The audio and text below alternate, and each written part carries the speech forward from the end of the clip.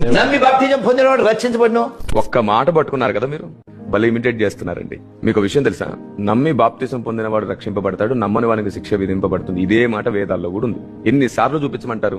అంధకారమును అధిగమించి ఆ మహాపురుషుని రూపమును తెలుసుకున్నాను, అతన్ని తెలిసిన వాడే మృత్యువును జయించగలడు, నాణ్యపంథా విద్యతే యానయ, అది తప్ప అనుసరించడానికి అన్య మార్గమే లేదు అని ఉంది.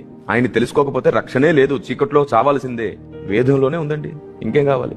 ఆ ఒక్కడిని ఎవరినో తెలుసుకోవాలి, ఆ ఒక్కడిని తెలుసుకోవాలి. అందుకే నేను చెప్తున్నాను, ఇదంతా ప్రజల్ని రెచ్చగొట్టే కార్యక్రమాలు ఇవన్నీ మానేసుకుని అందరం, ఇటు స్వామీజీలందరూ 100 మంది, ఇటు క్రైస్తవ పెద్దలు ఒక 100 మంది, ఇటు ఇస్లామిక్ సహోదరులు ఒక 100 మంది, ఇటు జైనులు సిక్కులు అందరూ కూడా ఒక 100 మందిగా కూడుకొని అన్ని వర్గాల వారు ఒక దగ్గర కూర్చొని ప్రతి ప్రశ్న మీద ఒక మంచి అభిప్రాయం కలిగే వరకు, సామ్యత సఖ్యత కలిగే వరకు, అందరికీ అంగీకారం అయ్యే వరకు చక్కటి చర్చ జరిగి వాస్తవ సత్యాన్ని అందరూ వెంబడిస్తే సరిపోతుంది.